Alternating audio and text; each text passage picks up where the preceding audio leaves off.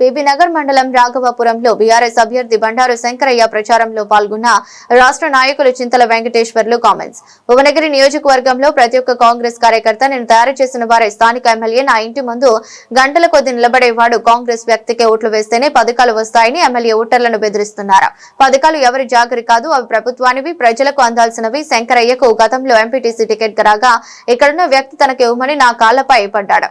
గతంలో సైకిల్ కూడా లేని వాళ్ళు ఈ రోజు కార్లలో తిరుగుతున్నారంటే ఎక్కడి నుంచి వచ్చాయంత డబ్బు అన్నారా?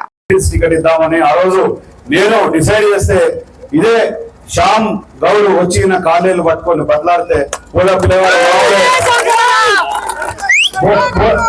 పిల్లవాడు మావడే అని చెప్పి ఆయన వదిలేసిండు.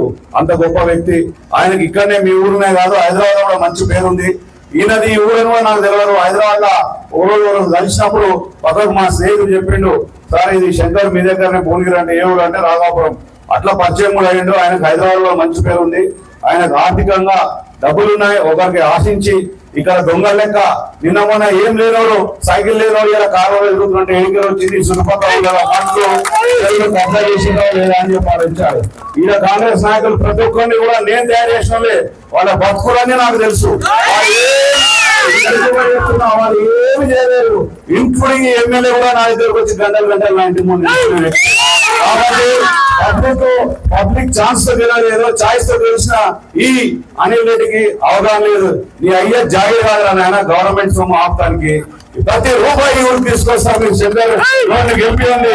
ఎన్ని కోట్లైనా ఈ ఊరికి అభివృద్ధి అయినా ఏ మాట ఇస్తా మాట ఎంత నేను తప్పకుండా ఈ ఊర్లో ఇదివరకు కూడా నేను ఇక్కడ మీరందరూ తెలుసు ఐమాక్స్ లైట్లు కానీ రోడ్లు కానీ తర్వాత ఈ గ్రామంలో ఏది మన ముద్రాజు సంఘానికి భవనం కానీ ఎన్ని విధాలు నేను ఆ రోజు అన్ని విధాలు తోడ్పడ్డా. ఇప్పుడు నేను శంకరయ్య నేను ఉంటా. ఆయన హైదరాబాద్ ఊరు మీ ఊరు అత్యధిక ఊరితో గెలిపించినట్టయితే ఇక్కడనే ఇల్లు కట్టుకొని ఉంటారు. మీకు ఇచ్చిన ప్రతి మాట నిలబెట్టుకుంటారు అని చెప్పి నేను చెప్పదలుచుకున్నా. ఇలా కాంగ్రెస్ పార్టీ ఏవో కల్లిపోయి మాటలు చెప్తున్నారు.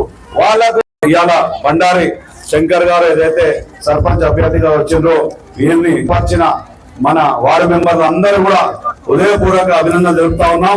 మీరు తప్పకుండా గెలుస్తారు. ఎందుకంటే మీరు ఒక మాట చెప్పాలి. గత 2014లో బాబు మాట్లాడకు